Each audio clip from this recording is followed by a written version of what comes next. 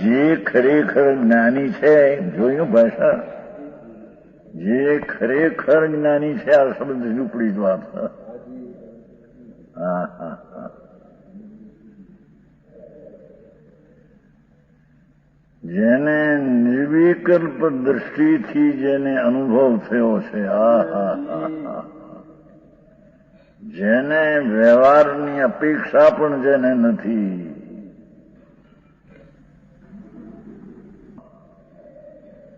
અહીં કે છે કે જે ખરેખર જ્ઞાની, આ શબ્દ પેલો પીડો છે. શાસ્ત્રના વાંચનથી જાણપણું કર્યું એ ખરેખર જ્ઞાની નથી.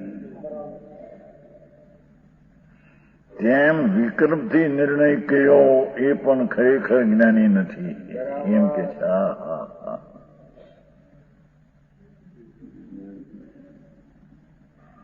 પહેલો શબ્દ પડ્યો છે.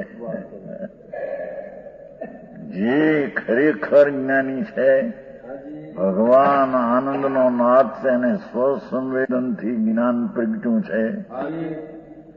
હા હા હા. સ્વનામ પોતાને સમનામ પ્રત્યક્ષ જ્ઞાનના અવલંબે જેને પ્રત્યક્ષ આત્મા ગણાણો છે. હા હા. સમજાણું કાંઈ?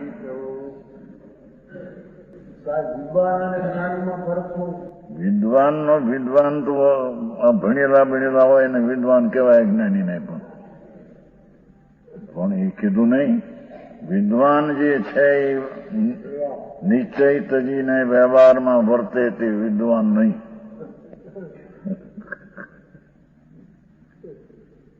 એમાં આવ્યું છે. હા હા હા. જેને નિશ્ચય તત્વ સ્વરૂપ ભગવાન પૂર્ણાનંદ એનું જેને જ્ઞાન નથી નિશ્ચયનું, અને વ્યવહારના શાસ્ત્રના વ્યવહારમાં જ્ઞાનના લખણ આવે એને પકડીને એમાં વર્તે, પણ પરમાર્થે તો નિશ્ચય આશ્રિત મુનિને મુક્તિ છે. હા હા. એ વિકલ્પ વાળી નહીં, નિર્વિકલ્પ વસ્તુ ભગવાન.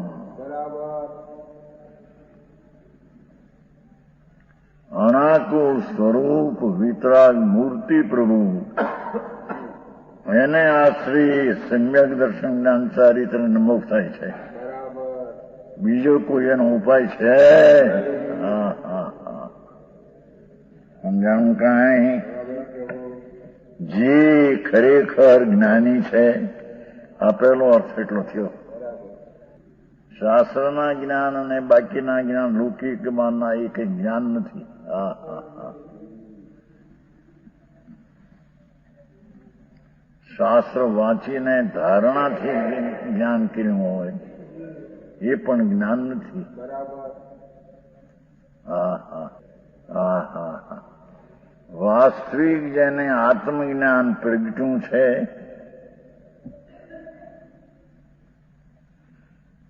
આત્મજ્ઞાન થયું છે, તેને જ્ઞાની કહીએ.